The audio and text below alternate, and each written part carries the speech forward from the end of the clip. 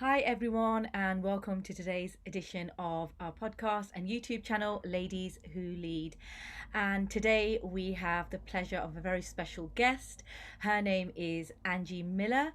She's a mental health therapist, a speaker, a writer, a global fitness educator, and she's the founder of Emotional Motion, a boutique coaching program that helps women transform their physical and emotional health. So, welcome, Angie. An absolute pleasure to have you here. Please tell us a little bit more about yourself. Thank you so much, Nari. I'm so happy to be here. I appreciate that. So, yeah, I host Strong Mind, Strong Body, a podcast. And Nari, I really appreciate you being a guest. We talked about why we self sabotage. And yes, I do run a boutique women's coaching program called Emotional Motion, which is bridging positive emotion and mental health with physical body. So I offer workouts, private one-on-one coaching, along with videos on things that are more likely to empower us and build our emotional health. So stress management, resilience training. I taught stress management to university students for 5 years and sports psychology. So my background is academia mixed with fitness, mixed with mental health. So it's kind of a trifecta of getting us healthy from the inside out. So thank you for having me on. Yeah, an absolute pleasure. And it's just so amazing what you do, so inspiring and much needed by so many women out there. And I love that whole mind, body, soul connection, because one without the other isn't really a healthy person. Yes. Yeah. So what I really want to hear from you really is how you got here. So tell us a little bit more about your story. What inspired your passion to bridge the gap between exercise and emotional health, two such very important topics.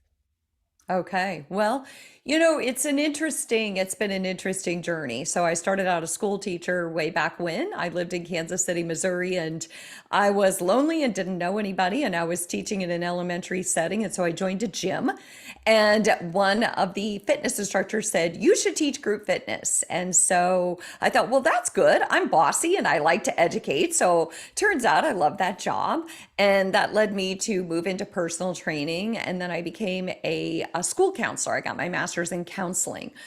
And then we started to move around the country, and I grew and grew with fitness. I produced fitness videos that were sold globally, and I had a distributor, and I was full-fledged fitness. And then I started presenting and speaking at conferences, and always staying connected to that degree in mental health, but not practicing in mental health anymore.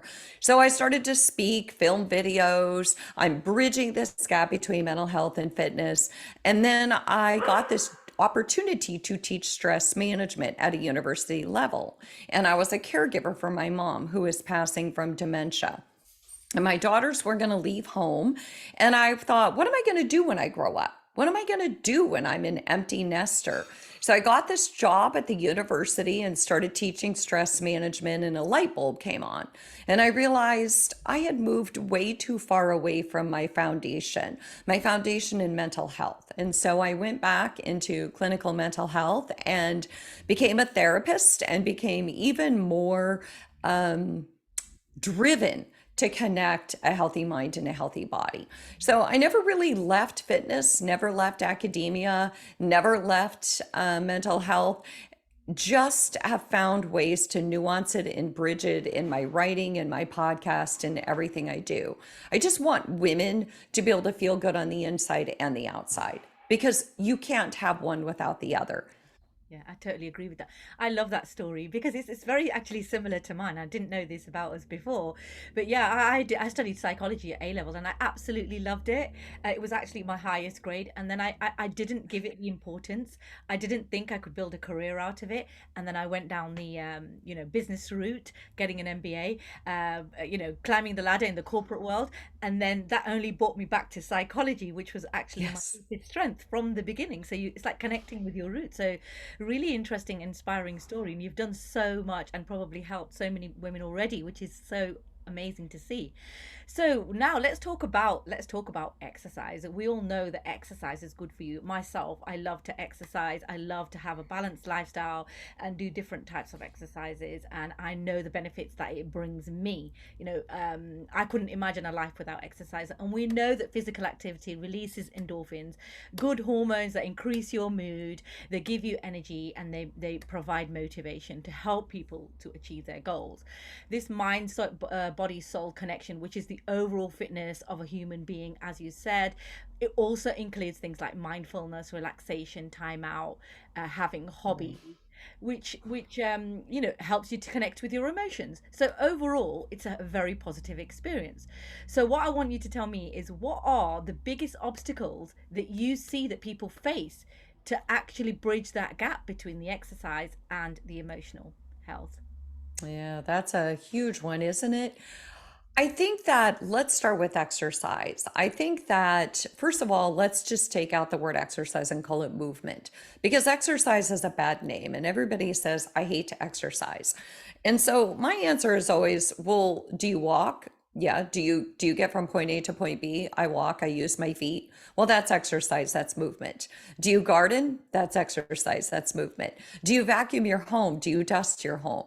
Movement is movement, and that is a type and a form of exercise. And so I think that one of the biggest obstacles is people have this preconceived notion about exercise, that it means you have to go to a gym, you have to wear cute clothes, you have to compete, you have to, quote, look good.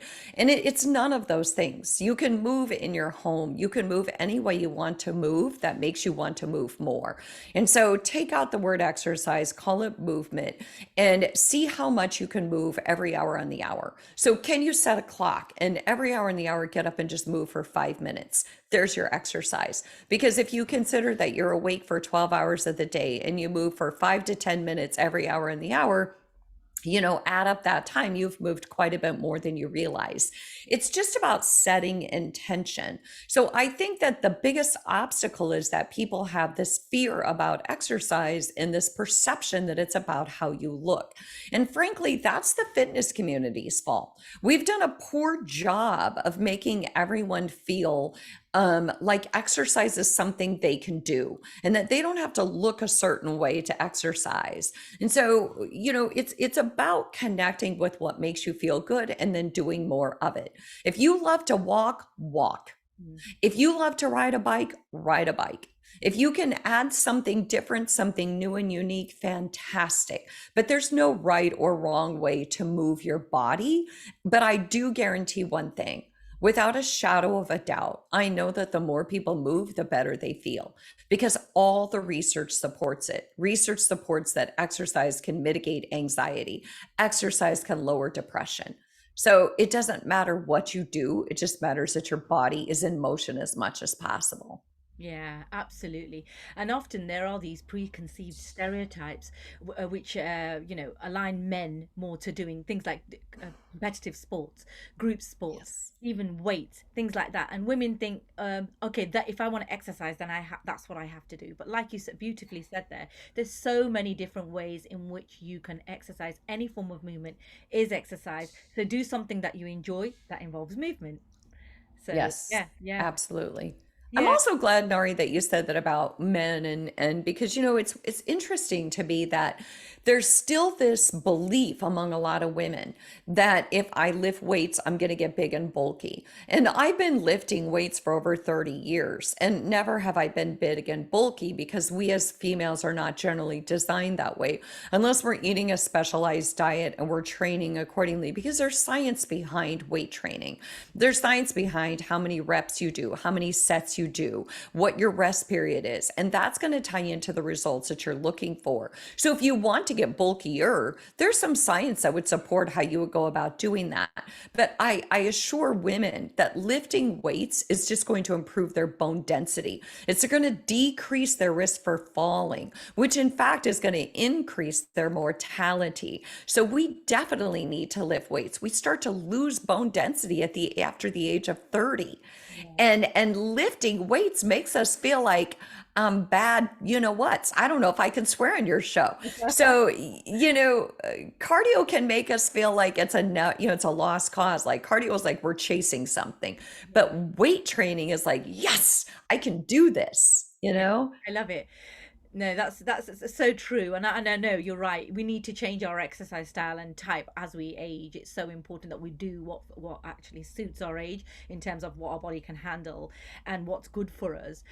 Just another element I would say that I've observed with clients is often it's linked to a person's way of thinking. So often, if a person doesn't believe that they deserve to have a good body, or that they deserve to be fit, often people will they will start off at a gym, say on January the 1st, and this is the reason why by February the gyms are half empty, because Yeah. people have good intentions, they have the goals at the beginning of the year, and then they just go out the window because people have those limiting beliefs about whether they deserve to be fit, and whether it's easier just to stay at home and say binge eat or watch Netflix, things like that, which obviously get in the way. Things that are more comfortable, things that are easier, things that just feel better in the moment.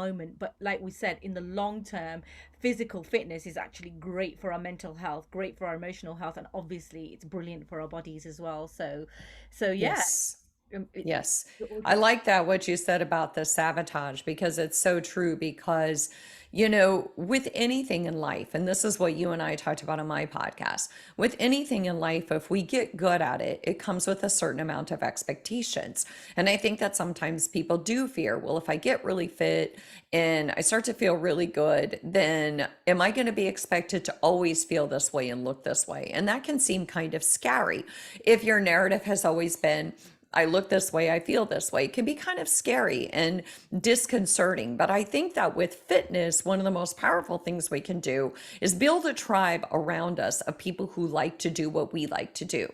So I, for the most part, hang around people who exercise. I'm not sure what I would do if I hung around a lot of people who ate a lot of fast food and didn't exercise, because that's not something I would judge, but it's not who I am.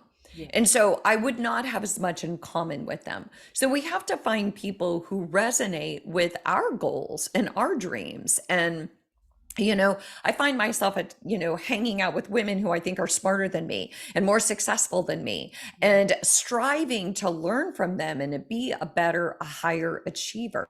So I think the same is true in exercise, not from a competitive place, but from a place of alliance and side by side. Yeah, because you can only learn from those environments. You can see what other people are doing. You can get involved in new things that you haven't done before. And like you said, that Right. psychological connection to people who are similar to you, that like similar things, that only expands your horizons as well. Right. So I absolutely agree. And it's never about competition, it's always about collaboration. So I love that. So that being said, what advice would you give to women who want that feeling good inside and out, but they're limited actually by finances, Mm. by other commitments, which impact their time, and general responsibilities in life? Because usually that's like the number one reason why people say, I haven't got time. I didn't exercise because I don't have time to exercise. So how do we Yeah. do that? How do we have it all? Well, it's interesting because I was reading a person who is she's in her 60s and she's an influencer and she's going to be a future guest of mine. And she was saying, I don't believe women can have it all. I believe that women at certain stages in their life, when they're raising kids and so forth, they have to prioritize. And in some ways, I thought, I get where she's going with that, but I guess we have to define, first of all, what does it mean to have it all? And because I don't want it all. I just want my priorities. And so we have to decide what my priorities are and what your priorities are. And again, it goes back to that point of time is elusive. There are three things that get in people's way. They say, I'm not motivated, I don't have the time, and I'm tired. Well, what they find in research is that fatigue is usually emotional fatigue, not physical. That we might be in very stressful jobs or have kids that stress us out or spouses that stress us out or whatever it might be. So, emotional fatigue is generally what people think is fatigue, but it's really not. And once you get moving, your body says, yes, this feels good. Um, but as far as time, What I had my students do in stress management was for a full week, I had them download a 15-minute increment calendar for an entire week. And every 15 minutes, they had to log how they spent that time and then make a graph out of it. Because my point is that we have more time than we realize. And kind of like I mentioned, if we set a clock and we get up and we stand every hour in the hour and we take 5 minutes to walk around our house or to walk around the block, that's movement. We all have built-in blocks of time throughout our day. We all have lunch periods, usually. And so there are increments of time, but I think the biggest thing aside from what I just said is schedule it.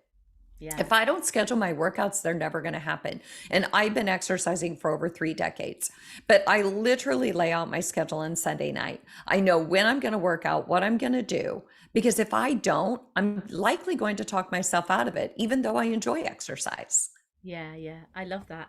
Yeah, and you're so inspiring to me actually because I absolutely love that consistency that you've had, and Yeah. how I've seen your page. It's so inspiring for other women to look at and say, yeah, being fit, it creates that inner fulfillment, and it helps people to be happy, and it's a goal that most women aspire to, but a lot of women don't actually do. And I mirror that. I actually do build in fitness into my weekly routine. I know which classes I'm going to. I book them in advance on a Sunday. Yeah. I know which clubs I'm part of and when I'm going to be attending those clubs. So and sport is really accessible to everyone. It can even be free, like you said, going for a walk. But you can engage in things like team sports as well, where you can share the cost. You can join like a cycling club. You can join a tennis club, and it Right. doesn't really have to be as expensive as, for example, $100 a month gym membership, which some gym memberships here in the UK are. And then once you get used to it, you build it habitually into your lifestyle, and then it slowly becomes a habit, and then you can't live without it, and that's really where you want to get. Yes. But getting past that initial resistance of I don't want to do this, it's difficult, where do I find the time? If you build it into your routine, then it's there, and you know when you're doing it, and you're committed. So Yeah. yeah, I love that. Well, and here's the thing. I'm in my 50s. And so when I started exercising, I exercised for purely aesthetic purposes. Mhm. Way back when, that's why I exercised. Well, now I've watched my mom pass, my dad passed, I lost my niece.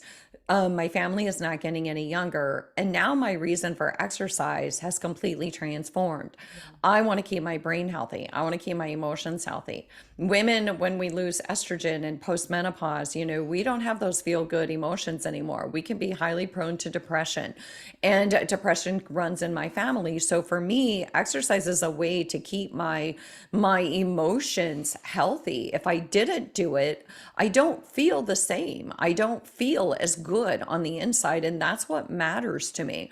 And so I think we have to check in, not just schedule it and not just build in small blocks, but we have to check in. What's my why? Why am I exercising? And for me, I'm exercising because I need to keep my emotions in check. Yeah. And so that's my why. Yeah. I'm not looking to have a perky butt anymore. That doesn't matter to me. Yeah. Yeah. Those days are gone. Yeah, yeah, absolutely. So your thought processes and the reasons why they change over time, but Yes. the action, what the outcome is still the same. You're still exercising regularly, and it's giving you different benefits at different stages of your life, which is perfectly great. It's amazing. Yeah. So what are some daily tips that we can give women, busy women? Most women, adult life, they are busy. What are some easy, simple things that they can build into their daily lives, which could help them? Yeah. I think the one would be just getting up every hour in the hour. I think another one would be standing. So, getting a standing desk, or I literally, I wish you could see it. I have this cheap little thing from Amazon, and it cost me like 14.99. And all it does is it props my laptop up so that if I stand, I've made myself a $15 standing desk without having to invest thousands of dollars. So every hour in the hour, move for 5 minutes, stand for 10, something like that, or move for 10, stand for 5. We need to stand more. We need to, simple little things. Don't look for the closest parking spot. Look for the parking spot that's the furthest away. Find a friend who will walk with you. Get a dog. I've never walked so much in my life as when I got a dog. Yeah. And if you need to, get a trainer, hire a trainer, but somebody who resonates with where you are and why you're exercising. Make sure that that trainer knows that not everybody wants, big guns and tight buns, right? That may not be your purpose. Tell your trainer what your why is and make sure your trainer resonates with that why. That not everybody exercises to lose weight. Forget that. Yeah. Exercise because you want to feel good. And so connect with your why, and then you'll find intention, you'll find purpose and movement. And Hmm. plus, the more we move, the more we want to move. Yeah, yeah, it's repeated action, isn't it? And you reward yourself for it, because when you reward yourself for something, you repeat Yes. it. You're more inclined to do that. That's a psychological trick you can play on yourself. So with Yeah. this daily routine, like we said, managing time effectively and taking small steps, being realistic. You don't need to become an athlete overnight, you don't need to copy what anybody else is doing in your family or friends. Do what suits you. I mean, cardio isn't for everyone. So Yes. for me, it's about having that balanced lifestyle. You don't have to overdo it. You do a bit of everything, and yeah, you do maybe something that could make you out of breath. You do that regularly, because obviously that's great for your cardio, for your respiratory system. But also doing things like mindfulness, things like yoga, things like Yeah. swimming, which are a little bit less stressful on the body, but they have amazing benefits, which Yes. which I think fit very nicely with those high intensity exercises as well. So it's called Right. like being balanced in the way that you exercise. And tell me more. Is that something that you do as well? Absolutely. I mean, I'm a certified yoga teacher. And here's the thing, I Wow. don't think you have to beat your body up Yeah. to exercise. In fact, the older I get, the less inclined I am to even want to do that or have any desire to do that. My knees and my hips don't feel the way that they used to feel. I want kind, intentional movement because I want my mind to feel like I'm being kind and intentional. Whatever I'm doing with my body, my mind resonates. And so, yes, absolutely. I walk a lot. I do a lot of yoga. And I think the other thing I would tell women is don't do too much of one thing. Yeah. And earlier I said if you like to walk, walk. But the thing is too is that we do have to throw our body some surprises once in a while. Right? We if we do the same thing over and over again, our body is like a fine-tuned machine. It gets very, very smart. It adapts to that exercise and we maybe don't see the results we initially saw. So we kind of have to throw something at the machine and surprise it a little bit and say, "Hey body, how about this? How about I take a bike ride today?" And then the body's going to be like, "Oh my gosh, this is amazing." And the body picks up because it has to adapt to new stimuli.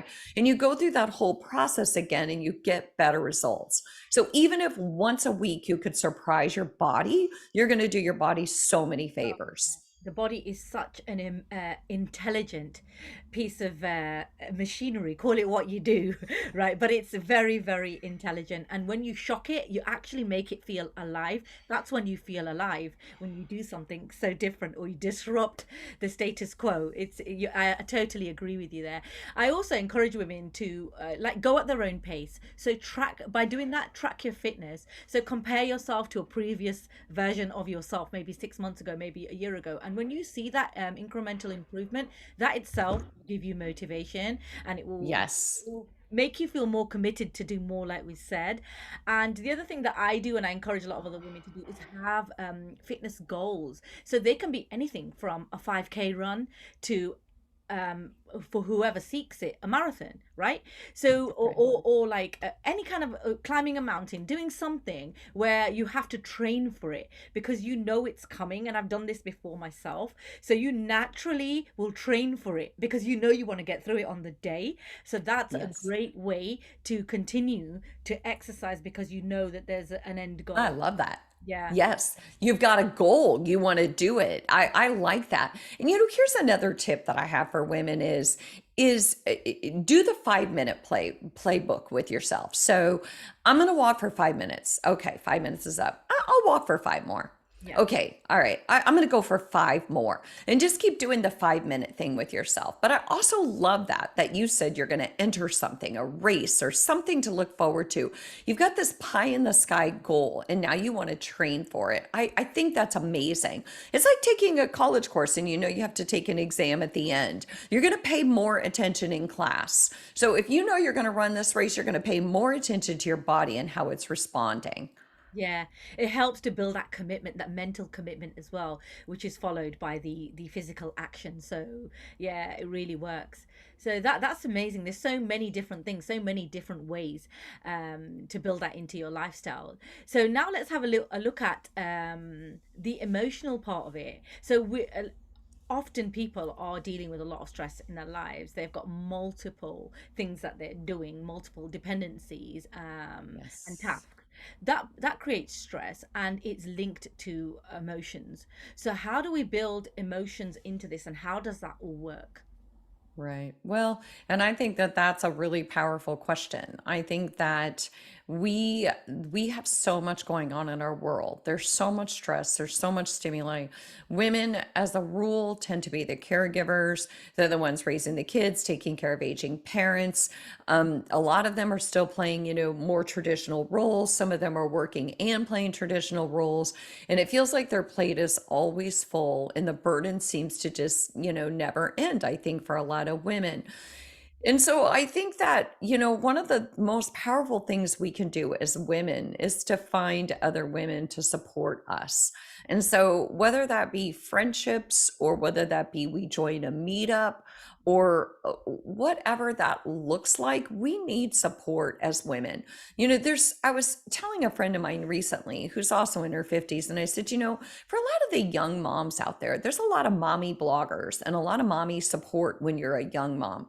But then you get to be in your 40s and 50s, and society starts to see you as old, and your parents are aging, and your grown kids are gone, and you're pretty much becoming invisible. And you're thinking, where are the bloggers now? I need help and I need support. And I'm seeing it more and more now, like on Instagram, where a lot of us out there are like, hey, I'm you. I'm in my 40s and 50s, and I know it's hard and you're not alone. But that was not the case for many, many years. So I think as women, we need to seek support, but be careful what you consume. Find somebody on Instagram or Facebook and that resonates with you, not somebody that you get off their feed and you feel bad about who you are. Yeah. Find somebody who's sending the message that you have the tools and you're not alone in your struggles. If it's somebody who's only posting la la la la la, then that's just not real life. I'm sorry, but the struggle is real for all of us. Yeah. And we need support. We need to take care of our emotions the way we take care of our bodies. I use journaling. Yeah. Yeah. I journal so much that if I die, I've had people assigned to get rid of my journals before anybody reads them. So journaling is Yeah. one of my favorite things to do to process my thoughts and emotions. Yeah, yeah, that's beautiful. Yeah, and it's a proven way that helps with your emotional health because it's better out than in, right? You need to express Yes. yourself. It's so important to be expressive of one's emotions and feelings. And sometimes you don't want to talk to another person, so it's perfectly okay to journal first and then maybe speak to somebody about the parts that you're comfortable to speak to somebody about. So yeah, I Right. also practice things like mindfulness, so living in the moment, not getting too stressed about what's coming, what's gone, because that can cause a lot of anxiety. And then that also helps somebody to say, okay, I'm going to exercise today. I'm going to live in the moment, and I'm going to go and do this. I'm not going to worry so much what's happening tomorrow or the next day.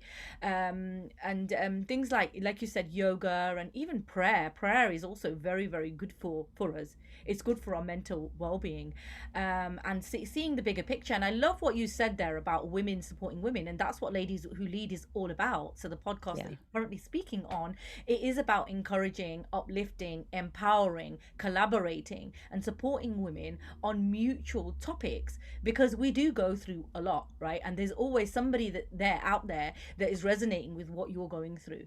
And it's so Yes. important to provide that support, because to not have it is a very lonely place to be. And it's completely fine to say, hey, this is what I'm feeling, this is what I think, and let's talking therapy is so powerful, and you get Hmm. inspiration from other people. So I love that when people are out there literally so selflessly supporting other women. It's just such a beautiful thing. Yeah. So I yeah, think thank so you. too. And so support can come in so many ways.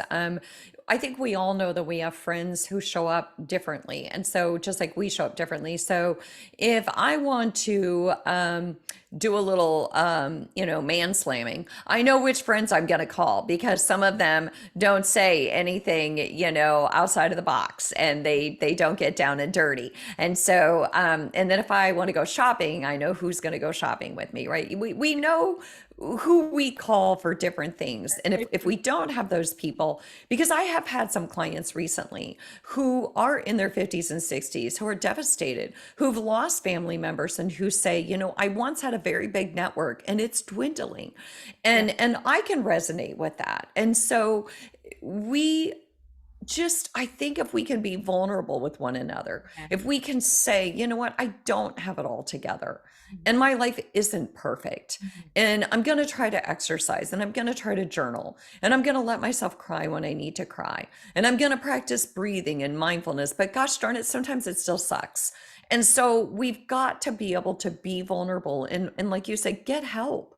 Work with a good coach, work with a therapist. Don't try to do this alone, Mhm, right? mhm. Yeah, totally agree.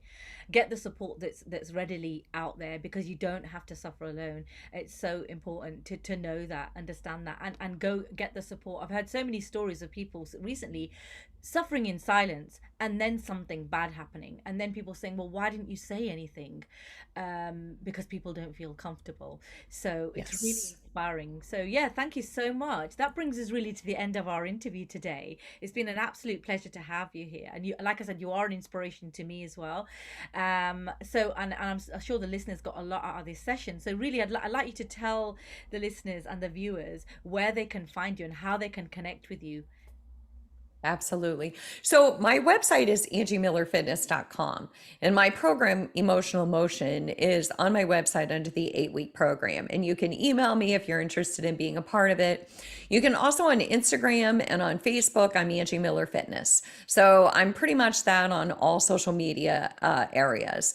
And like I said, my 8-week program is just a combination of emotional health and physical health. And so I give 3 workouts a week and then 3 talks a week about different ways of improving your emotional health. And along with that comes one-on-one coaching. So there's a lot of ways, Nari, that I think you and I are putting ourselves out there to help other women. And I think that to your point with what you said is that when we help other women, we also learn from them. And so I think that that's a beautiful thing is that we as women learn from one another. And Yeah, so thank you for having me on your show. I really appreciate it. thank you, and see you next time, everybody. Bye bye. Yes. Bye bye.